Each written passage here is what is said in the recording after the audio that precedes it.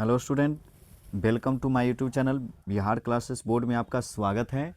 आज आप लोगों के लिए हिंदी का subjective question VVI question board exam की दृष्टि से क्वेश्चन मैं लेकर आया हूं, जो यह क्वेश्चन आपको हूबहू परीक्षा में मिलने वाली क्वेश्चन है। तो चलिए मैं क्वेश्चन की ओर चलता हूं, क्योंकि आपका समय कीमती समय मैं नहीं गवाते हुए मैं डायरेक्ट क्वेश्चन की ओर लेकर चलता हूं। तो आप सभी यह वीडियो को देखना मिस मत करें। तो चलिए क्वेश्चन की ओर चलते हैं, जिसका पहला क्वेश्चन आप देखेंगे। यह क्वेश्चन जो है आपका लघु उत्तरीय प्रश्न है, जिनमें कम से कम इन प्रश्नों का जवाब जो देनी होती है, उत्तर जो देनी होती है, वो 20 से 30 शब्दों में देनी होती है। तो चलिए मैं आपको पूरे हिंदी वर्णिका और गोधली दोनों का मैं फुल वीडियो आप लोगों के लिए लेकर आया हूँ, फुल क्वेश्चन लेकर आया हूँ। इसमें से एक भी क्वेश्चन आप लोगों को एग्जाम में छूटने वाली नहीं है। तो चलिए मैं क्वेश्चन की ओर चलता हूँ। क्वेश्चन आप देखेंगे, इसका पहला क्वेश्चन क्या है, बहुत ही इंपॉर्टेंट क्वेश्चन है, वीवीआई क्वेश्चन है यह आपके एग्जाम की दृष्टिकोण से। तो आप देखेंगे क्वेश्चन क्या कर रहा है कि जाति प्रथा भारत में बेरोजगारी का एक प्रमुख और प्रत्यक्ष कारण कैसे बनी हुई है। तो आप सभी जानते होंगे, आप लोगों ने अच्छे से तैयारी भी किए हुए हैं, कि भारत में जाति प्रथा लोगों की जातिगत पेशा बदलने की अनुमति न देकर बेरोजगारी का एक प्रमुख और प्रत्यक्ष कारण बनी हुई है। यानी भारत में जाति के आधार पर कामों मिल रही है, इसके आधार पर यहाँ जो है सो बेरोजगारी की संभावना जो है सो वह ज़्यादा हो गई है। नेक्स्ट दूसरा क्वेश्चन देख सकते हैं, उम्मीद करते हैं आप सभी समझ रहे होंगे। अगर नहीं समझ रहे हैं तो कमेंट में ज़रूर बताएं कि नहीं समझ पा रहे हैं, मैं उसको और भी अच्छे तरह से प्रोफेंस कर सकूं। तो आप दूसरा क्वेश्चन देखेंगे। दूसरा क्वेश्चन क्या कर रहा है कि लेखक आज के उद्योग में गरीबी और उत्पीड़न से भी बड़ी समस्या किसे मानते हैं और क्यों। तो जैसा कि आप जानते हैं कि लेखक आज के उद्योग में गरीबी और उत्पीड़न से भी बड़ी समस्या जाति प्रथा पर आधारित श्रम विभाजन को मानते हैं, क्योंकि श्रमिक निर्धारित कार्य जो होती है वो अरुचि और मजबूरी वश करते हैं, जिसके कारण आज के उद्योग में गरीबी और उत्पीड़न से भी बड़ी समस्या लोग जाति प्रथा को मान रहे हैं। नेक्स्ट अगला क्वेश्चन देखेंगे, कहता है कि लेखक जो है ये पाठ में किन प्रमुख पहलुओं से जाति प्रथा को एक हानिकारक प्रथा के रूप में दिखाया है। तो लेखक ने सामाजिक और आर्थिक पहलुओं से जाति प्रथा को एक हानिकारक प्रथा के रूप में दिखाया है। तो उम्मीद करते हैं आप सभी समझ रहे होंगे। मैं अगले क्वेश्चन की ओर चलता हूं। अगला क्वेश्चन आप देख सकते हैं। क्वेश्चन कर रहा है कि सच्चे लोकतंत्र की स्थापना के लिए लेखक ने किन विशेषताओं को आवश्यक माना है। तो लेखक ने सच्चे लोकतंत्र की स्थापना के लिए स्वतंत्रता, समानता, भाईचारा और प्रेम की आवश्यकता को आवश्यक माने हैं। अगला क्वेश्चन 5 में कहता है कि लेखक किस विडंबना की बात करते हैं, विडंबना का स्वरूप क्या है। तो लेखक जो भीमराव अंबेडकर जी हैं, ये जाति प्रथा को विडंबना मानते हैं, क्योंकि शिक्षा और सभ्यता के विकास के बावजूद भी इस प्रथा के पोषकों की संख्या में कोई कमी नहीं है। इसका स्वरूप जाति विभाजन के साथ साथ श्रमिकों का भी विभाजन है। नेक्स्ट अगला क्वेश्चन देखेंगे। क्वेश्चन नंबर 6 कह रहा है कि जाति भारतीय समाज में श्रमिक विभाजन का स्वाभाविक रूप क्यों नहीं कही जा सकती।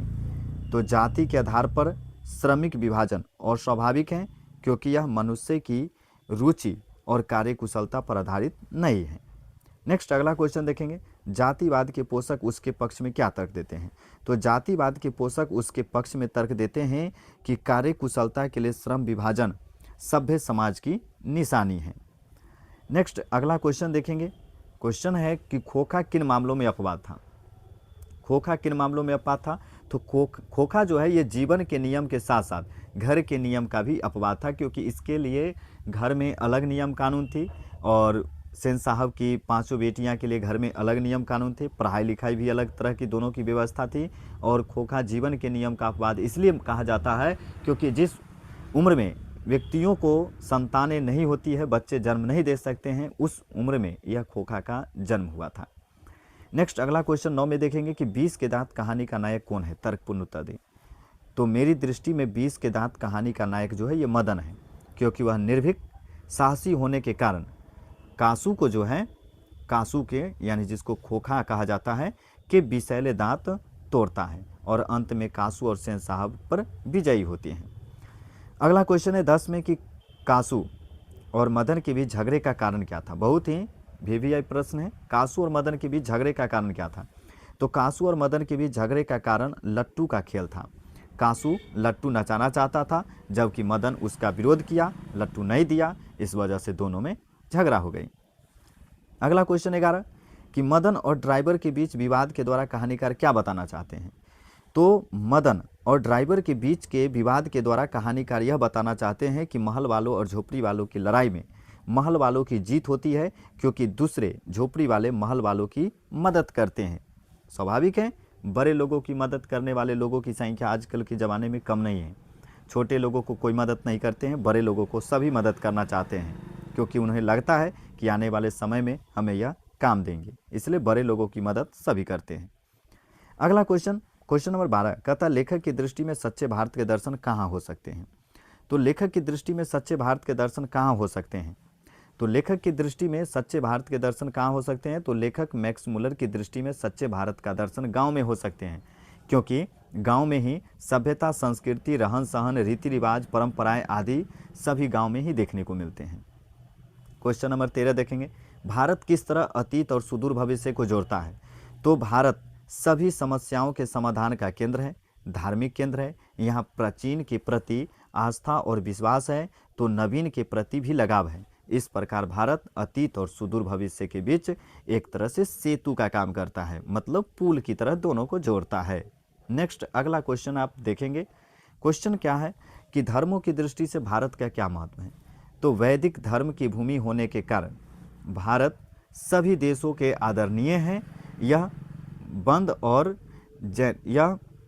जैन धर्म की भूमि जन्मभूमि है तथा जरथुष्ट धन की शरण स्थली है। यह धर्म यानी हिंदू और यहाँ पर मिस्टेक है, हिंदू और जैन धर्म की जन्मभूमि है, जरथुष्ट धन की शरण स्थली है। अतः धर्म की दृष्टि में भारत विशेष महत्व रखता है। अगला क्वेश्चन देखेंगे। क्वेश्चन नंबर 15 कहता है समस्त भूमंडल में सर्वविध संपदा और प्रकृति से परिपूर्ण देश कौन सा है। तो आप जानते हैं भारत है। लेखक ने ऐसा क्यों कहा।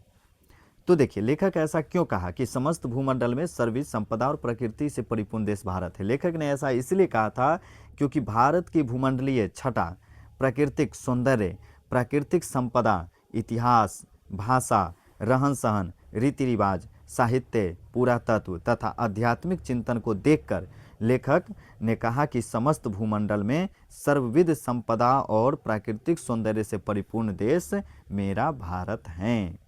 नेक्स्ट अगला क्वेश्चन, उम्मीद करते हैं आप सभी समझ रहे होंगे। 16 नंबर क्वेश्चन कहता है कि लेखक वास्तविक इतिहास किसे मानता है और क्यों। तो लेखक प्राचीन आर्य भाषाओं में ही वास्तविक इतिहास मानता है, क्योंकि इसमें चिंतन और विचार की परंपराएं मिलती हैं, उनमें ही हमें सही दिशा मिल सकती है।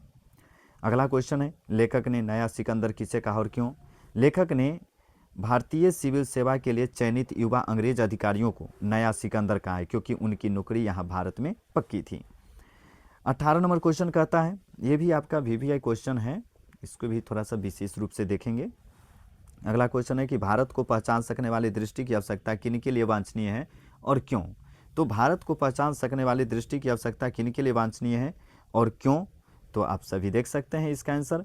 क्वेश्चन है कि भारत को पहचान सकने वाली दृष्टि की आवश्यकता भारतीय सिविल सेवाओं के लिए चयनित युवा अंग्रेज अधिकारियों को है, क्योंकि यहाँ की ज्ञान, विज्ञान, दर्शन, कला, साहित्य एवं सांस्कृतिक वैभव को जाने बिना कोई भी विकास काम नहीं कर सकते हैं।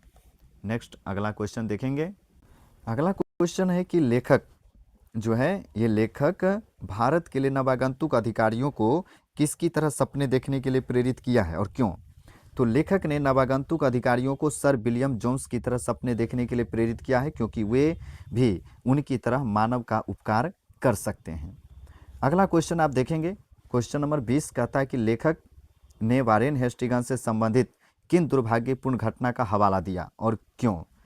तो आप इस सभी इसका आंसर देख सकते हैं कि जिस समय वारेन हेस्टिंग्स भारत के गवर्नर जनरल था, उस समय उन्हें वाराणसी के पास 172 दारिश नामक सोने के सिक्का से भरा एक घड़ा मिला था, जिससे उपहार स्वरूप उसे अपनी कंपनी को भेज दिया था।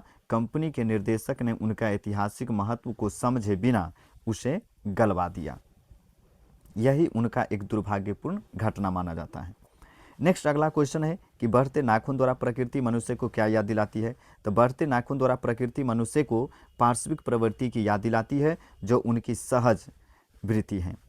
अगला क्वेश्चन है कि नाखून क्यों बढ़ते हैं। यह प्रश्न लेखक के आगे कैसे उपस्थित हुआ। तो लेखक से जब उनकी छोटी लड़की ने नाखून बढ़ने के बारे में सवाल करते हैं तो वे कोई जवाब नहीं दे पाते हैं। इस प्रकार लेखक के सामने नाखून क्यों बढ़ते हैं यह प्रश्न उपस्थित होता है। अगला क्वेश्चन है कि मनुष्य बार बार नाखून क्यों काटता है। यह भी आपका वीवीआई क्वेश्चन है। तो सभ्य मनुष्य सदैव मनुष्य बनकर रहना चाहते हैं। नाखून बढ़ बढ़ कर अपने पशु प्रवृत्ति को दर्शाते हैं। पशु प्रवृत्ति को समाप्त करने के लिए मनुष्य बार बार नाखून को काटते हैं।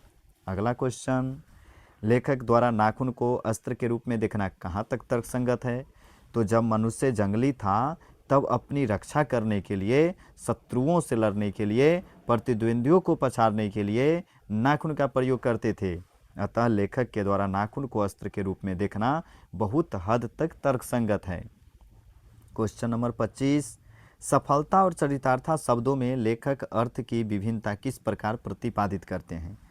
तो किसी भी प्रकार से भौतिक लक्ष्य पा लेना सफलता कहलाता है, जबकि प्रेम, मैत्री, त्याग, परहित से मानव अपने जीवन को चरितार्थ करता है। नेक्स्ट अगला क्वेश्चन, उम्मीद करते हैं आप सभी समझ रहे होंगे। नागरिक लिपि कब एक सार्वदेशिक लिपि थी। तो नागरिक लिपि जो है यह 11वीं सदी तक एक सार्वदेशिक लिपि थी। अगला क्वेश्चन है, देवनागरिक लिपि में कौन कौन से भाषाएं लिखी जाती है। बहुत ही इंपॉर्टेंट क्वेश्चन है। देवनागरिक लिपि में हिंदी, संस्कृत, नेपाली, नेवारी, मराठी, गुजराती, मैथिली, भोजपुरी आदि भाषाएं लिखी जाती है। देवनागरिक लिपि के अक्षरों में स्थिरता कैसे आई। तो देवनागरिक लिपि में टाइपराइटर बनने और पुस्तकें छपने से इसके अक्षरों में स्थिरता आ गई। अगला क्वेश्चन है, नंदी नागरिक किसे कहते हैं, किस प्रसंग में लेखक ने इसका उल्लेख किया है। तो आप सभी इसका आंसर देख सकते हैं कि महाराष्ट्र के मंदी नगर की लिपि नंदी नगर की लिपि होने के कारण इसे नंदी नगरी कहते हैं। विजयनगर के राजाओं के लेखों की लिपि भी नंदी नागरिक में ही लिखी गई थी। आप सभी उम्मीद करते हैं समझ रहे होंगे अच्छे से। अगला क्वेश्चन है, नागरिक को देवनागरिक क्यों कहते हैं, लेखक का इस संबंध में क्या बताता है। तो चंद्रगुप्त द्वितीय विक्रमादित्य का नाम देव था और उसकी राजधानी पटना थी और पटना को देवनगर कहा जाता था। इसी देवनगर की लिपि होने के कारण देवनागरिक नागरिक लिपि को देवनागरिक कहते हैं। अगला क्वेश्चन है यहाँ पर 31 नंबर क्वेश्चन कि किन कारणों से बहादुर ने लेखक का घर छोड़ दिया था। तो बहादुर के साथ लेखक का पुत्र, पत्नी और स्वयं लेखक भी मारपीट करने लगे थे, गालियाँ दे रहे थे, जिसके कारण और भी बहुत कारण थे, जैसे चोरी का इल्ज़ाम लगना। इन सब कारणों से लेखक जो है बहादुर जो है वो लेखक का घर छोड़ देता है। अगला क्वेश्चन है, बहादुर अपने घर से क्यों भाग गया था। बहादुर अपने घर से क्यों भागा था। बहुत ही इंटरेस्टिंग कहानी है, आप सभी पढ़े होंगे। इन सब चीज़ों को याद करने की कोई ज़रूरत नहीं है, सिर्फ एक बार रिवाइज करिए। आप लोग एक बार इसे अच्छी से देख लीजिए, सुन लीजिए, समझ लीजिए, बस एकदम 100% कल एग्जाम में आप छाप कराएंगे। तो देखेंगे क्वेश्चन, बहादुर के साथ लेखक का पुत्र, पत्नी और स्वयं मारपीट करते थे, गालियाँ देते थे, इसलिए बहादुर छोड़ कर चला गया था। लेकिन अपना घर क्यों छोड़ा था। अपना घर इसलिए छोड़ा था क्योंकि बहादुर की माँ बहुत गुस्सैली थी।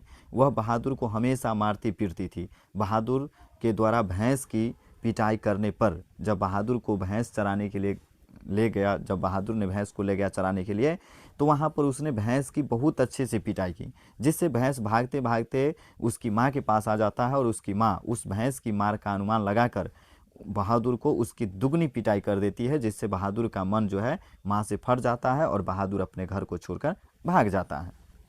आगे देखेंगे अब 33 नंबर क्वेश्चन कि बहादुर के चले जाने पर सबको पछतावा क्यों होता है।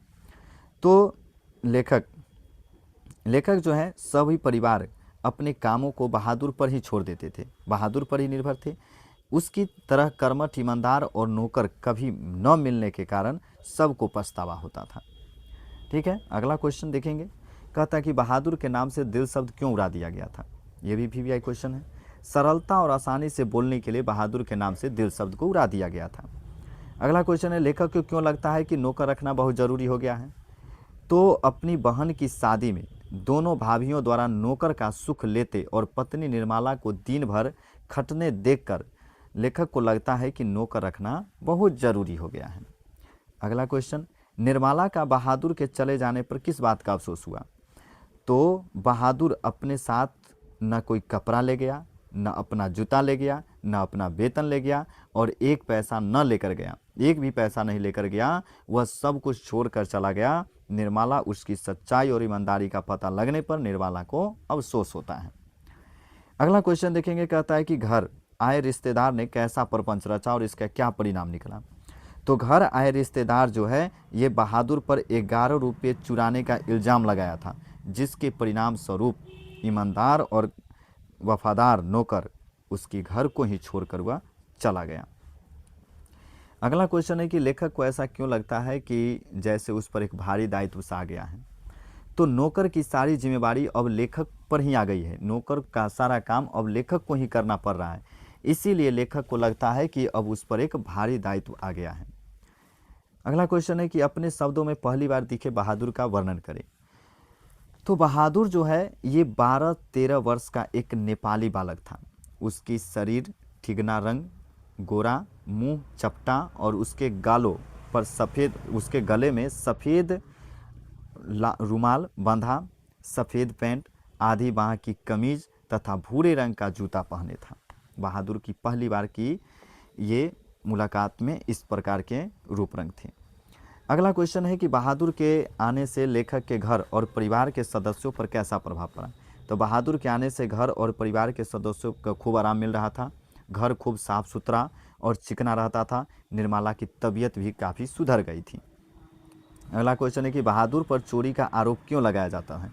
उस पर इस आरोप का क्या असर पड़ता है? तो बहादुर का घर जो है वो नौकर और गैर था। बहादुर का घर जो है कहता है कि बहादुर पर चोरी का आरोप क्यों लगाया गया था? तो बहादुर पर चोरी का आरोप इसलिए लगाया था क्योंकि उसके यहाँ आए हुए रिश्तेदार जो हैं वो ढोंगी थे। वो अपना मान सम्मान बचाने के लिए बहादुर पर चोरी का आरोप लगाया जाता है, जिससे वह निर्दोष बहादुर का दिल पर गहरी चोट लगती है और अंत में वह लेखक का घर ही छोड़कर चला जाता है। अगला है क्वेश्चन और अगले पाठ का है कि परंपरा का ज्ञान किसके लिए सबसे ज़्यादा आवश्यक है और क्यों? तो परंपरा का ज्ञान जो है यह उनके लिए सबसे ज़्यादा आवश्यक है जो साहित्य में युग परिवर्तन करना चाहते हैं तथा रूढ़ियों को समाप्त कर क्रांति लाना चाहते हैं। उम्मीद करते हैं आप सभी समझ रहे होंगे। अगला क्वेश्चन है कि बहुजातीय राष्ट्र की हैसियत से कोई भी देश भारत का मुकाबला क्यों नहीं कर सकता? तो भारत में बहुजातीय के लोग रहते हैं। सभी जाति एक दूसरे में घुल मिलकर सभ्य संस्कृति बनाती हुई भारतीयता की पहचान रखती है, इसलिए कोई भी देश भारत का मुकाबला नहीं कर सकता है। नेक्स्ट अगला क्वेश्चन देखेंगे।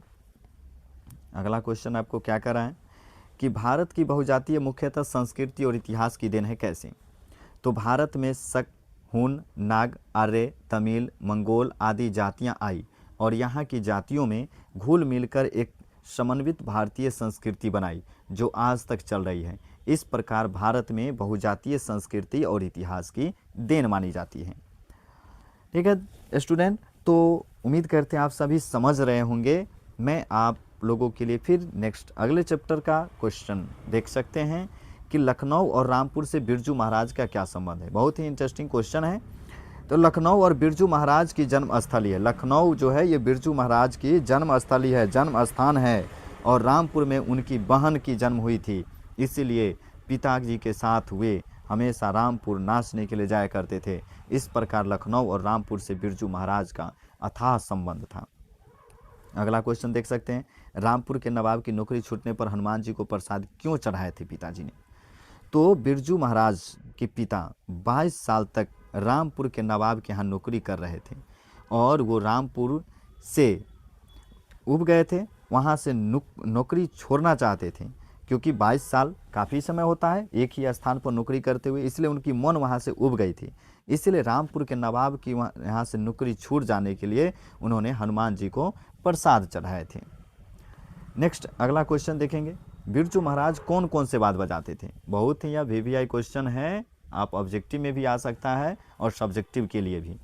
तो बिरजू महाराज सितार, तबला, हारमोनियम, गिटार, सरोद, बांसुरी इत्यादि बजाते थे।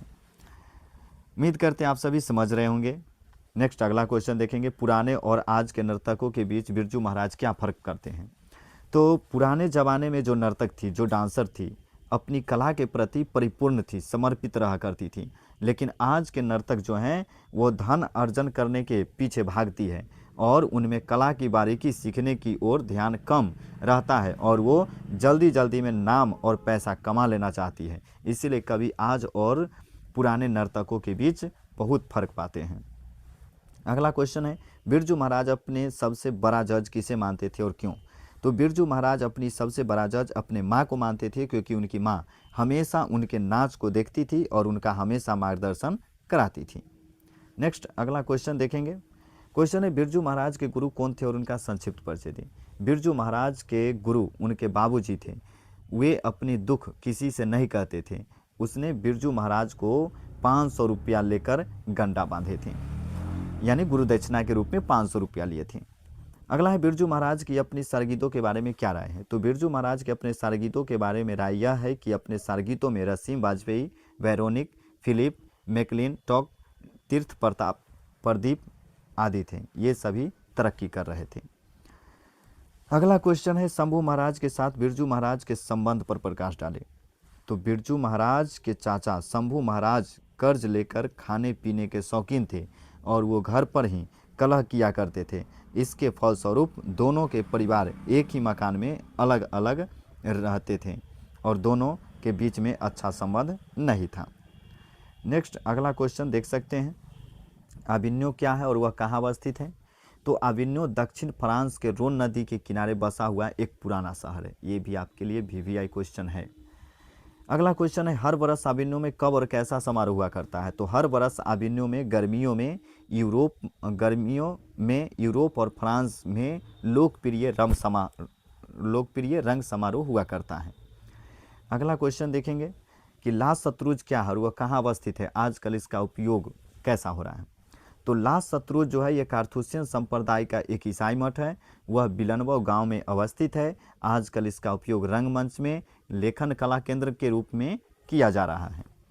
अगला क्वेश्चन है कि लेखक अविन्यो क्या साथ लेकर गए थे और वहाँ कितने दिन तक रहे थे, लेखक की उपलब्धियाँ क्या रही।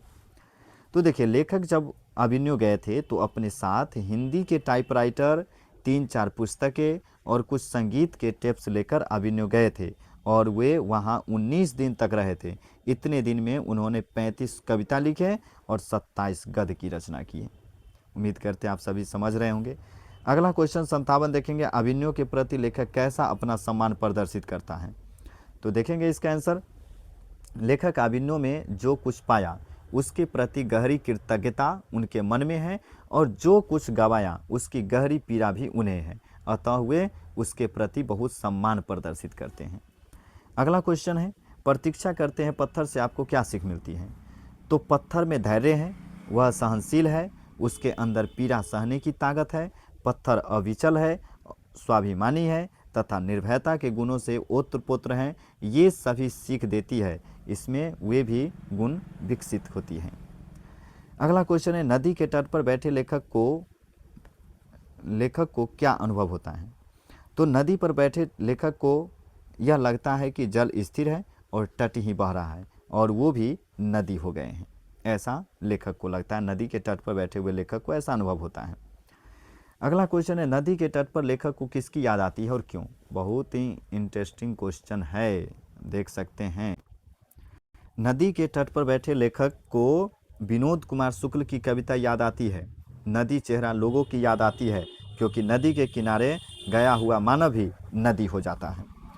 अगला क्वेश्चन है, किसके साथ तटस्थ रह पाना संभव नहीं हो पाता है और क्यों। किसके पास रह पाना तटस्थ संभव नहीं हो पाता, यानी नदी और कविता के तटस्थ रह पाना संभव नहीं हो पाता है, क्योंकि नदी अपने जल और कविता अपने भाव से सिंचित है। अगला क्वेश्चन है, बहुत ही इंटरेस्टिंग क्वेश्चन ये भी है, देखेंगे। क्वेश्चन है, मछली को छूते हुए संतु क्यों हिचक रहा था। मछली को छूने से संतु क्यों हिचक रहा था। तो मछली के काटने के डर से संतु उसे छूते छूते हिचक रहा था, मतलब डर लग रहा था कि कहीं मछली काट न ले। नेक्स्ट अगला क्वेश्चन देखेंगे, मछली को छूते हुए संतु क्यों हिचक रहा था, बता ही दिए। अगला क्वेश्चन है कि पिताजी किससे नाराज थे और क्यों। तो पिताजी जो हैं ये संतु से नाराज थे क्योंकि उनके खाने वाली मछली को संतु लेकर भाग गया था। अगला क्वेश्चन है कि मछली और दीदी में क्या समानता दिखलाई पड़ती है। तो जिस तरह मछली बेजुबान होती है उसी तरह दीदी भी अपनी बातों को ठीक से प्रकट नहीं कर सकती थी। मछली और दीदी दोनों ही पराधीन है। मछली पानी के बिना तो दीदी प्यार के बिना, सद्भाव के बिना दुखी रहती है। दोनों में यही समानता दिखलाई पड़ती है। अगला क्वेश्चन, अरे अरे कहता हुआ भग्गू किसके पीछे भागा और क्यों। तो अरे अरे कहता हुआ भग्गू संतु के पीछे भागा क्योंकि वह एक मछली को कुएं में डालने के लिए लेकर भाग रहा था। ठीक है, समझ रहे होंगे आप लोग। अगला क्वेश्चन है, संतु क्यों उदास हो गया था। तो संतु को अभी ही काटा जाएगा मछली, यह जानकर संतु उदास हो गया था। वह सोच रहा था कि यह मछली 1-2 दिन रहेगा तो मैं इसके साथ खेलूंगा, कुएं में डालूंगा, इसको बड़ा करूंगा, जब मन होगा तब निकाल कर इसको खेलूंगा। लेकिन मछली उसी दिन कटी जानी थी, इस बात को जानकर संतु उदास हो गए थे। अगला क्वेश्चन है कि झोले में मछलियां लेकर बच्चे दौड़ते हुए पतली गली में क्यों घुस गए। तो वर्षा होने लगी थी तथा पतली गली से बच्चे का घर नज़दीक पड़ता था, इसलिए जल्दी में पहुंचने के लिए झोले में मछलियां लेकर बच्चे पतली गली से घर पहुंचे थे। अगला क्वेश्चन, दीदी कहाँ थी और क्या कर रही थी। तो दीदी अपने कमरे में थी और बिछावन पर सिसक सिसक कर रो रही थी। अगला क्वेश्चन है, डुमराव की महत्ता किस कारण से है। अगला चैप्टर का क्वेश्चन आ गया, डुमराव का महत्ता किस कारण से है। तो शहनाई वादक बिस्मिल्लाह खां का जन्म डुमराव में हुआ था, साथ ही शहनाई बनाने वाले नरकट भी डुमराव में ही बजता है, इसलिए डुमराव जो है यह महत्वपूर्ण है। अगला क्वेश्चन अगले चैप्टर का, गांधी जी बढ़िया शिक्षा किसे कहते हैं। तो गांधी जी अहिंसक प्रतिरोधों को बढ़िया शिक्षा कहते हैं। बच्चों में वर्ण ज्ञान के साथ ही संसारिक ज्ञान आवश्यक है। बढ़िया शिक्षा वह है जो बुराई, अवगुण, हिंसा, अनैतिक आदि का साहसपूर्वक विरोध करने के लिए तैयार रहते हैं। अगला क्वेश्चन, शिक्षा का ध्येय गांधी जी क्या मानते हैं और क्यों। तो गांधी जी शिक्षा का ध्येय चरित्र निर्माण को मानते हैं क्योंकि सदाचार, साहस, बल, आत्म उन्नति के प्रयास आदि से ही व्यक्ति का सर्वांगीण विकास हो सकता है। अगला क्वेश्चन कहता है कि शिक्षा का अभिप्राय गांधी जी क्या मानते हैं। तो बता ही दिए कि शिक्षा का अभिप्राय गांधी जी उसे कहते हैं जो शिक्षा से शरीर, बुद्धि, आत्म का समुचित विकास हो सके, उसे गांधी जी शिक्षा का अभिप्राय मानते हैं। अगला क्वेश्चन, इंद्रियों का बौद्धिक पूर्वक उपयोग सीखना क्यों जरूरी है। तो बच्चों को बौद्धिक विकास के लिए इंद्रियों का बुद्धिपूर्वक उपयोग सीखना जरूरी है। तो स्टूडेंट, मैं आप लोगों को ये तेज़ी से बता रहा हूँ क्योंकि ये वीडियो लंबी हो जाएगी और आप लोगों के पास समय अभी बहुत ही कीमती समय है, ताकि आप लोगों को समय बचे, इसलिए मैं आप लोगों को थोड़ा सा फास्ट में बताने का कोशिश कर रहा हूँ। अगला देखेंगे क्वेश्चन, मस्तिष्क और आत्मा का उच्चतम विकास कैसे संभव है। तो दस्तकारी अर्थात हस्तकला के शिक्षण शुरू होने से शिक्षा में ही मस्तिष्क और आत्मा का उच्चतम विकास संभव हो पाया है। अगला क्वेश्चन देखेंगे, गांधी जी किस तरह के सामंजस्य को भारत के लिए बेहतर मानते हैं और क्यों। तो गांधी जी प्राकृतिक सामंजस्य को भारत के लिए बेहतर मानते हैं क्योंकि प्राकृतिक सामंजस्य से विभिन्न संस्कृतियां एक दूसरे को प्रभावित करती हुई एक बेहतर संस्कृति का निर्माण करती हैं। अगला क्वेश्चन है, किसके बिना कवि जगत में जन्म व्यर्थ मानते हैं। अब आ गए मैं काव्य खंड में, यानी ये आप पीछे अभी पढ़ रहे थे आप लोग गद्यखंड, अब काव्य खंड का यहाँ से क्वेश्चन स्टार्ट होता है। मैंने पहले ही बता दिया हूँ कि मैं इसमें आपको गोधली और वर्णिका दोनों बताऊंगा। तो गोधली में 2 पार्ट हैं, एक काव्य खंड, एक गद्यखंड। तो मैं गद्यखंड करा चुका हूँ, अब काव्य खंड आप लोगों को यहाँ से स्टार्ट होती है, फिर आगे वर्णिका के क्वेश्चन मिलेंगे। तो कवि किसके बिना जगत में यह जन्म व्यर्थ मानते हैं। कवि गुरु नानक जी राम नाम के भजन के बिना मानव जीवन को यह जन्म व्यर्थ मानते हैं। अगला क्वेश्चन देखेंगे, वाणी कब विष के समान हो जाती है। बहुत ही इंटरेस्टिंग क्वेश्चन है। वाणी विष के समान कब हो जाती है। तो गुरु नानक के अनुसार मानव का अस्तित्व राम नाम की कृपा से ही है। यदि मानव राम नाम का जप न करे और अन्य प्राणी का प्रयोग करे, अन्य वाणी का प्रयोग करे, तो वह वाणी विष के समान हो जाती है।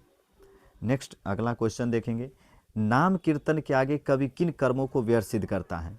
तो कवि बाहरी दिखावा, पूजा पाठ, कर्म कांड इत्यादि को नाम कीर्तन के आगे व्यर्थ सिद्ध करते हैं। अगला क्वेश्चन, हरि रस से कवि का क्या अभिप्राय है? तो कवि गुरु नानक जी के अनुसार ईश्वर की भक्ति हरि रस कहलाती है। अगला क्वेश्चन है, कवि की दृष्टि में ब्रह्मा का निवास कहाँ होता है? बहुत ही वीवीआई क्वेश्चन है। जिस मानव को काम, क्रोध, मद, लोभ, यहाँ पर लोभ होगा, छू न सके, उसी के हृदय में ब्रह्मा का निवास संभव है। नेक्स्ट अगला क्वेश्चन देखेंगे, गुरु की कृपा से किस युक्ति की पहचान हो पाती है? तो गुरु की कृपा से ईश्वर की भक्ति, मोक्ष प्राप्ति की युक्ति की पहचान हो पाती है। अगला है, कवि ने अपने युग में धर्म साधना के कैसे रूप देखते थे? तो कवि ने अपने युग में तन में भस्म लगाना, साधु का वेश धारण करना, तीर्थ करना, दंड कमंडल धारण करना, नंगे रहना, घूमना आदि धर्म साधना के रूप को देखते थे। अगला है, कवि ने माली मालिन किन्हें कहा और क्यों कहा? तो कवि रसखान जी श्री कृष्ण को माली कहे हैं और राधा जी को मालिन कहा है, क्योंकि इन्हीं दोनों ने मिलकर प्रेम वाटिका को सींच कर हरा भरा किए हैं। समझ रहे होंगे आप लोग। अगला क्वेश्चन, कृष्ण को चोर क्यों कहा गया है? बहुत ही इंटरेस्टिंग क्वेश्चन है, वीवीआई क्वेश्चन है।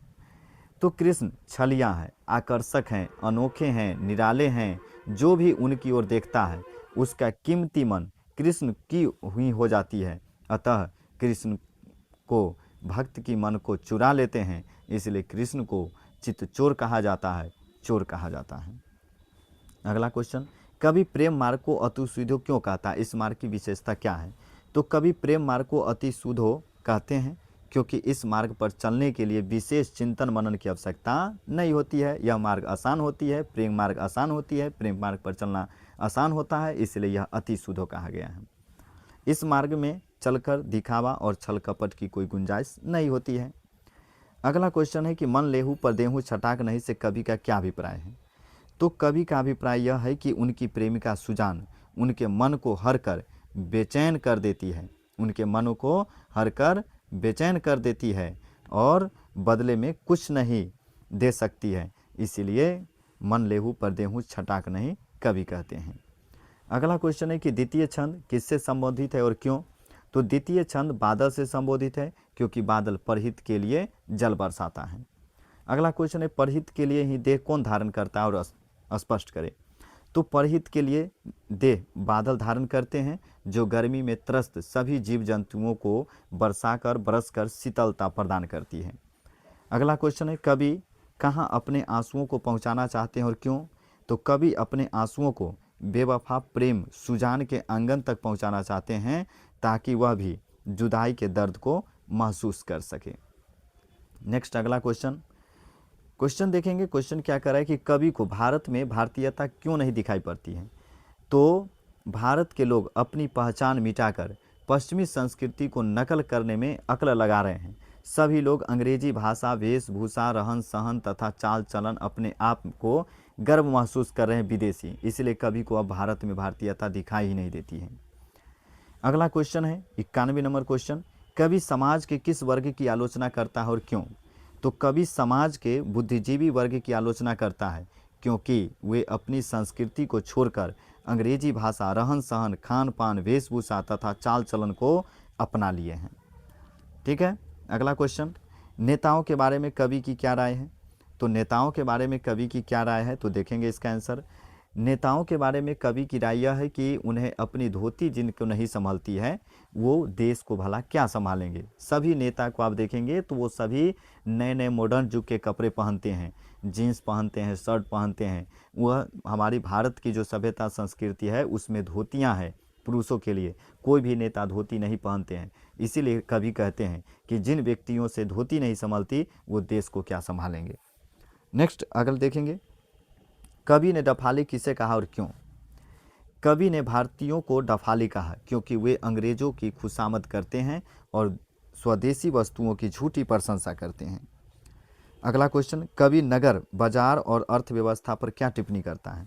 कवि नगर, बाजार और अर्थव्यवस्था पर टिप्पणी करते हुए कहा है कि सब विदेशी वस्तुएं हावी हो गई है जिससे हमारी अर्थव्यवस्था चौपट हो गई है। अगला क्वेश्चन देखेंगे, कवि भारत माता का कैसा चित्र प्रस्तुत किया है? तो कवि सुमित्रानंद पंत ने भारत माता के उदार, हताश और मटमैला चित्र प्रस्तुत किया है। धूले से भरी मैला आंचल वाली भारत माता की आंखों में गंगा यमुना की धार बहती हुई मालूम पड़ती है। अगला क्वेश्चन है कि भारत माता अपने ही घर में प्रवासिनी क्यों बनी हुई है? तो भारत माता अंग्रेजों की गुलामी की जंजीर में जकड़ी हुई है। वह हीनता और उपेक्षा के शिकार बनी है, इसलिए भारत माता अपने ही घर में प्रवासिनी बनी हुई है।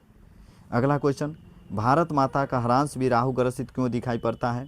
तो भारत माता का हरांश राहु ग्रसित दिखाई इसलिए पड़ता है कि भारत माता अंग्रेजों की गुलामी की जंजीर में जकड़ी हुई है। वह हीनता और उपेक्षा के शिकार है बनी हुई है, इसलिए भारत माता अपने घर में प्रवासिनी बनी हुई है। अगला क्वेश्चन, भारत माता का हरांश भी राहु ग्रसित क्यों दिखाई पड़ता है? तो अंग्रेजों की गुलामी में जकड़ी भारत माता अति कुंठित और दुखी है। उनके हृदय की पीड़ा कांपते होठों पर दिख रही है, इसलिए उनकी उदास हंसी राहु ग्रसित दिखाई पड़ती है। अगला क्वेश्चन देखेंगे, कवि भारतवासियों का कैसा चित्र खींचता है? कवि भारतवासियों के तन पर न तो कपड़ा और न ही भरपेट भोजन मिलते हैं। वे शोषित, निहत्थे, अज्ञानी, असभ्य, अशिक्षित और गरीब हैं। अगला क्वेश्चन, कवि भारत माता को गीता प्रकाशिनी मानकर भी ज्ञान मूठ क्यों कहता है? तो गीता के संदेश देने वाली भारत माता के माथे पर चिंता की लकीरें हैं, आंखों में आंसू भरे हैं। आज लोग अंग्रेजों की गुलामी स्वीकार करते हैं, इसलिए कवि भारत को ज्ञानमूठ कहता है, भारत माता को ज्ञानमूठ कहते हैं। अगला क्वेश्चन देखेंगे, 100 नंबर क्वेश्चन, कवि की दृष्टि में आज भारत माता का तपस्यम क्यों सफल है? अहिंसा ने भारतवासियों के मन से भय और अज्ञान के अंधकार को हटा दिया है। भारत में खोए गए गौरव और आत्मविश्वास के लौटने से भारत माता के तपस्यम सफल हो गए हैं। तो आप लोगों ने अभी तक 100 क्वेश्चन कर लिए हैं। मुस्कुराइए और मैं अगले क्वेश्चन की ओर चलता हूं। तो आप देख सकते हैं अगला क्वेश्चन की ओर बढ़ेंगे। अगला क्वेश्चन 101 नंबर, कवि की दृष्टि में आज के देवता कौन है और वो कहाँ मिलेंगे? तो कवि के दृष्टि में आज के देवता मजदूर हैं। वे सड़क के किनारे मिट्टी तोड़ते या खेत खलिहान में काम करते हुए मिलेंगे। आज की जो देवता हैं वो खेत खलिहान में काम करने वाले जो किसान वर्ग के लोग हैं, जो किसान हैं, वही आज की देवता हैं। अगला क्वेश्चन 102, कवि की दृष्टि में समय के रथ का घर घर नाद क्या है? तो कवि जनता के द्वारा शासन व्यवस्था और क्रांतिकारी बदलाव लाने के लिए आगे बढ़ने को समय के रथ का घर घर नाद कहा है। यह जनता की विजय का एक स्वर है। अगला क्वेश्चन 103 नंबर देखेंगे, कवि जनता के स्वप्न का किस तरह चित्र खींचा है? कवि जनता के स्वप्नों का कलात्मक चित्र खींचा है। उसमें अपार शक्ति होती है, उसमें अन्याय को खत्म कर चमकने और दमकने की शक्ति होती है। नेक्स्ट आगे देखेंगे अगला क्वेश्चन, किन लोगों की दृष्टि में जनता फूल या दूधमुही बच्ची की तरह है और क्यों? तो भारतीय जनता सत्ताधारी नेताओं के लिए दूधमुही बच्ची की तरह है, क्योंकि वह जनता को खुशी करने के लिए कुछ लोभ देते हैं, कुछ प्रलोभन देते हैं। अगला क्वेश्चन देखेंगे, विराट जनतंत्र का स्वरूप क्या है? कवि किनके सिर पर मुकुट धरने की बात करता है? तो विराट जनतंत्र का स्वरूप जनतांत्रिक शासन है। कवि जनता के सिर पर मुकुट धरने की बात करता है, क्योंकि जनतंत्र में जनता ही राजा होती है। नेक्स्ट अगला क्वेश्चन दिखाएंगे, छायाएं दिशाहीन सब और क्यों पड़ी है, स्पष्ट करें। तो हिरोशिमा में जब परमाणु बम गिराया गया था तो विस्फोट से जब आग की लपेटें विभिन्न दिशा में बिखरी तो मानव की छायाएं दिशाहीन होकर सर्वत्र फैल गई थी। अगला क्वेश्चन देखेंगे 107 नंबर, मनुष्य की छायाएं कहाँ और क्यों पड़ी हुई हैं? तो मनुष्य की छायाएं घर की दीवारों पर, टूटी फूटी सड़कों पर और पत्थरों पर पड़ी है, क्योंकि परमाणु बम के विस्फोट के बाद जो जहां थे वहीं उनकी लाशें रह गई थी। अगला क्वेश्चन, हिरोशिमा में मनुष्य के साक्षी के रूप में क्या है? तो हिरोशिमा में पत्थरों की टूटी फूटी सड़कों और घरों की दीवारों पर लाश के निशान छाया के रूप में साक्षी है। अगला क्वेश्चन देखेंगे, प्रज्वलित क्षण की दोपहरी से कवि का क्या आशय है? तो प्रज्वलित क्षण की दोपहरी से कवि का आशय यह है कि हिरोशिमा पर जब बम गिराए गए थे तो सब कुछ जलने लगा था, एक ही बार आगे की गोला की तरह जलने लगा। इसीलिए लेखक ने कवि ने उसे प्रज्वलित क्षण की दोपहरी कहा है। नेक्स्ट अगला क्वेश्चन देखेंगे, कवि को वृक्ष बूढ़ा चौकीदार क्यों लगता था? तो कवि के घर के सामने एक पुराना पेड़ था। उसका मोटा मटमैला छाल खाकी वर्दी के तरह, सूखी डाल राइफल की तरह, ऊपरी जड़े फटे पुराने जूते की तरह, फूल पत्ती पगड़ी की तरह दिखाई पड़ते थे। इसलिए कवि जो हैं वृक्ष को बूढ़ा चौकीदार कहते थे। अगला क्वेश्चन देखेंगे 111 नंबर, वृक्ष और कवि में क्या संवाद होता है? तो वृक्ष कहता है कि चौकीदार की तरह वृक्ष सजग है। दूर से वह कवि को देखकर ललकारता है कि तुम कौन हो? तो कवि कहते हैं कि मैं तुम्हारा दोस्त हूँ, और मैं दोस्त के रूप में मीठे स्वरों में वह झुककर उनसे बातें करते हैं। नेक्स्ट अगला क्वेश्चन, कविता का समापन करते हुए कवि किन संदेशों का जिक्र करते हैं? तो कविता का समापन करते हुए कवि किन संदेशों का जिक्र करते हैं और क्यों? तो घर को लुटेरों से बचाने के लिए कहते हैं, शहर को नदियों से, देश को दुश्मनों से, नदियों को नाला हो जाने से, हवा को धुआं हो जाने से, खाना को जहर हो जाने से, और मरुस्थल को जंगल हो जाने से, मानव को दानव हो जाने से, ये सभी अंदेशा कवि को है, क्योंकि पेड़ की अंधाधुंध कटाई की जा रही है। अगला क्वेश्चन देखेंगे 113, घर, शहर और देश के बाद कवि किन चीज़ों को बचाने की बात करता है और क्यों? तो घर, शहर और देश के बाद कवि नदियों को, हवा को, भोजन को, जंगल को और मानव को बचाने की बात करते हैं, क्योंकि ये सभी जीवनदायक हैं। अगला क्वेश्चन, एक वृक्ष की हत्या कविता के शीर्षक की सार्थकता स्पष्ट करें। तो वृक्ष मानव का मित्र है और रक्षक भी है। यह सभ्यता और मानवता का प्रतीक है, लेकिन दैनिक आवश्यकताओं की पूर्ति के लिए अंधाधुंध वृक्ष काटे जा रहे हैं, उसकी हत्या हो रही है, इसलिए एक वृक्ष की हत्या यह शीर्षक सार्थक मानी गई है। अगला क्वेश्चन, मक्खी के जीवन क्रम पर कवि द्वारा उल्लेख किए जाने का क्या आशय है? तो चलिए मैं इसके आंसर की ओर चलता हूँ।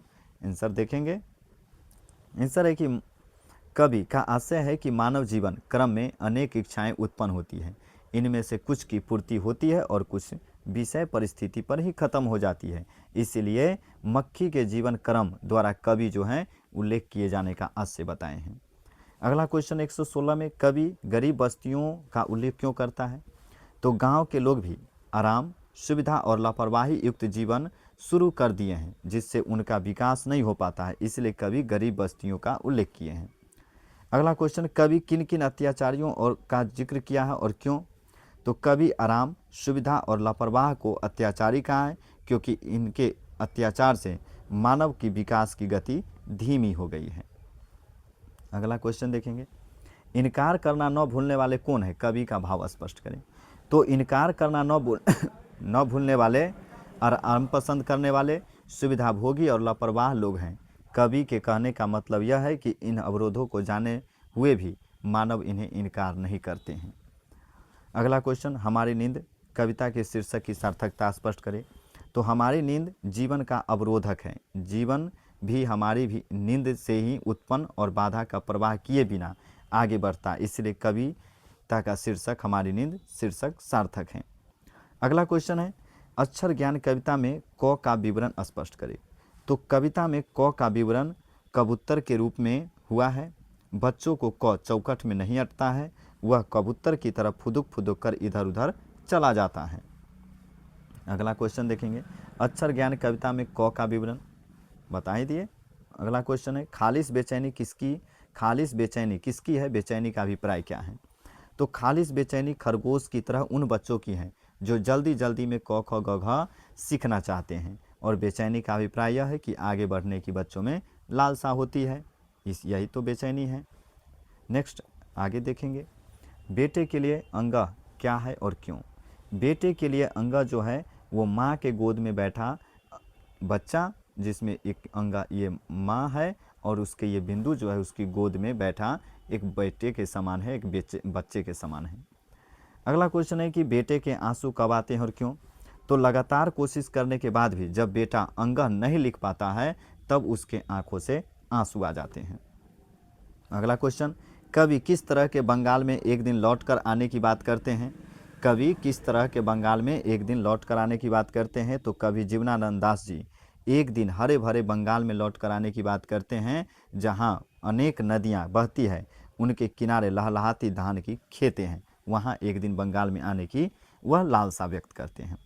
अगला क्वेश्चन है, कवि अगले जन्म में क्या क्या बनने की संभावना व्यक्त करते हैं और क्यों? तो कवि अगले जन्म में क्या क्या बनने की संभावना व्यक्त करते हैं? कवि अगले जन्म में जो हैं ये क्या क्या बनने की संभावना व्यक्त करते हैं?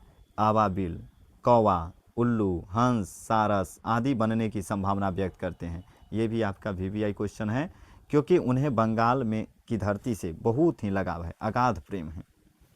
अगला क्वेश्चन है कि कवि अगले जन्म में अपने मनुष्य होने में संदेह क्यों करता है? कवि अगले जन्म में कवि यह नहीं जानता है कि मनुष्य का पुनर्जन्म मनुष्य में होता है या दूसरे योनि में, वे पक्षी में जन्म लेना चाहते हैं, इसलिए कवि अगले जन्म में अपने मनुष्य होने में संदेह व्यक्त करते हैं। अगला क्वेश्चन, कवि अपने को जल, प्रपात और मदिरा क्यों कहता है?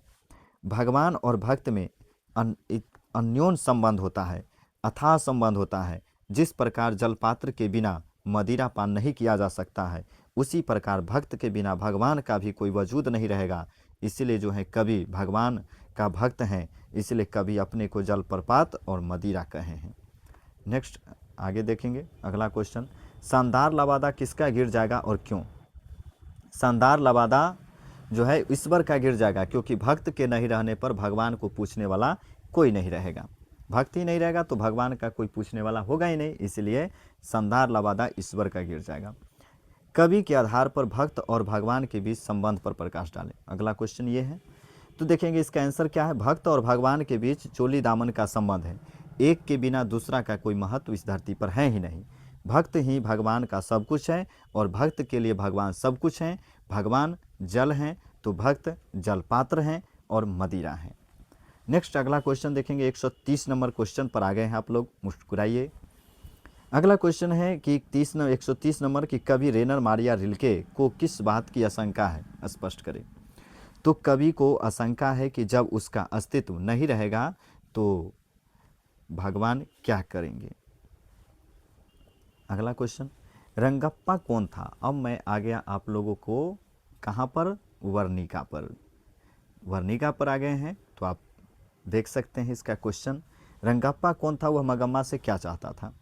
तो रंगप्पा एक विधुर व्यक्ति है जो रंगीन मिजाज, जुएबाज और तंगहाल है। वह मगम्मा से अपनी नज़दीकियां बढ़ाना चाहता है ताकि उसे कुछ पैसे की मदद मिल सके। अगला क्वेश्चन है, मगम्मा का अपनी बहू के साथ किस बात को लेकर विवाद था? तो मगम्मा और बहू के बीच आर्थिक अधिकार, बहू द्वारा उसके पोते को पीटने तथा मगम्मा का अपने बेटे को और बहू पर अपने पति का हक जमाने को लेकर विवाद था। यह कहानी बहुत ही इंटरेस्टिंग कहानी है, आप लोगों ने पढ़े हैं, ज़रूर पढ़े होंगे, तो यह अच्छा से आप लोग समझ रहे होंगे। मैं आप लोगों को एक रिवाइज कराने के माध्यम से यह वीडियो बना रहा हूँ, तो आप सब वीडियो में बने रहें और गौर से इसे देखें, समझें, सुनें। अगला क्वेश्चन है 133 नंबर, बहू ने सास को मनाने के लिए कौन सा तरीका अपनाया था? अच्छे से आप लोगों को याद आ गया होगा। बहू और सास के बीच आर्थिक अधिकार को लेकर विवाद शुरू हुआ था, लेकिन बाद में दोनों का जो है मन पिघलने लगा। बातचीत का सिलसिला शुरू करने के लिए बहू ने अपने बेटे को दादी के पास भेजना शुरू किया और इस तरह सास मान भी गई और मिल भी गई। अगला क्वेश्चन है, मगम्मा का चरित्र चित्रण करें, यानी मगम्मा है क्या? तो मगम्मा एक परिश्रमी महिलाएं हैं, मधुर भाषी हैं, स्नेही हैं, विश्वासमी हैं, स्वाभिमानी है, दृढ़, दयालु, आर्थिक अधिकारों को अपने हाथ में रखने वाली हैं, आत्मनिर्भर हैं, चरित्रवान स्त्री है जो समग्र रूप से नारी समाज का प्रतिनिधित्व करती है। अगला क्वेश्चन है, लक्ष्मी कौन थी? उसकी पारिवारिक स्थिति का चरित्र चित्रण करें। तो लक्ष्मी कौन थी? लक्ष्मी उड़ीसा की रहने वाली महिला थी जिसका पति लक्ष्मण कोलकाता में नौकरी करता था। उसके 4 बच्चे हैं। पति के कमाई से सबका भरण पोषण न होने पर वह तहसीलदार साहब के यहाँ काम करती है। लक्ष्मी की गृहस्थी बड़ी मुश्किल से चल पाती है। उसका जीवन अभावग्रस्त में रहता है तथा पैसे की कमी से वह तंग हमेशा रहती है। इसीलिए वह किसी तहसीलदार साहब के यहाँ छीट फूट काम कर लिया करती है। अगला क्वेश्चन है लक्ष्मी के व्यक्तित्व पर प्रकाश डाले। अथवा करके इसका दूसरा क्वेश्चन है कि ढहते विश्वास कहानी की लक्ष्मी का चरित्र चित्रण करें। यह आपका इंटरेस्टिंग सवाल है, थोड़ा वीवीआई क्वेश्चन है, इसे आप ध्यान से देखेंगे। तो क्वेश्चन है कि ढहते विश्वास कहानी की पात्रा लक्ष्मी धर्म और कर्म परायण है, वह दयावान है, बच्चों को उत्साहित करने वाली कुशल माता एवं पतिव्रता नारी है, पति कोलकाता में है, इसकी परवाह बगैर वह बच्चों का एक जिम्मेदार माँ की तरह लालन पालन करती है और उसमें साहस की कमी नहीं है, अतः वह एक संपूर्ण नारी का प्रतीक भी है। अगला क्वेश्चन देखेंगे, माँ मंगू को अस्पताल में क्यों नहीं भर्ती कराना चाहती है? तो मंगू जन्म से ही पागल और गूंगी है। माँ ने मंगू को सदा अपने सीने से चिपका कर रखा, वह अस्पताल में भर्ती कर दी जाएगी तो उसका ख्याल ठीक से नहीं रखा जा सकेगा, कहीं जानवरों की तरह व्यवहार न हो जाएगा। वह विभिन्न प्रकार की चिंता और आशंका को लेकर उसे अस्पताल में भर्ती नहीं कराना चाहती थी। अगला क्वेश्चन है, माँ कहानी के शीर्षक की सार्थकता पर विचार करें। तो पूरी कहानी में माँ का ही वर्णन किया गया है। माँ कष्ट उठाती है फिर भी बच्चों के प्रति सहानुभूति और प्यार का भाव रखती है। माँ की चारित्रिक विशेषता कहानी में हमेशा दिखलाई गई है, इसीलिए यह कहानी माँ शीर्षक सार्थक है। अगला क्वेश्चन है कि मंगू जिस अस्पताल में भर्ती की जाती है उसके कर्मचारी व्यवहार कुशल हैं या संवेदनशील हैं? तो देखेंगे, मंगू को जिस अस्पताल में भर्ती कराया गया है वहाँ के कर्मचारी व्यवहार कुशल और संवेदनशील दोनों थे, क्योंकि व्यवहारिक कुशलता से ही मरीजों का इलाज करते थे, परिजनों के साथ संवेदना भी बांटते थे। अगला क्वेश्चन, मंगू के प्रति माँ और परिवार के अन्य सदस्यों के व्यवहार में फर्क क्या है? उसे अपने शब्द में लिखें, ये भी आ सकता है, अच्छा क्वेश्चन है। तो मंगू जो है, मंगू के प्रति माँ और परिवार के अन्य सदस्यों में व्यवहार में बहुत फर्क है। माँ मंगू का विशेष ध्यान रखती थी, जबकि अन्य सदस्यों जो हैं ये मंगू के प्रति अच्छा व्यवहार नहीं रखता था, क्योंकि किसी का मंगू के प्रति माँ जैसा स्नेह और प्रेम था ही नहीं। अगला क्वेश्चन है कि पपाती कौन थी, वह शहर क्यों लाई गई थी?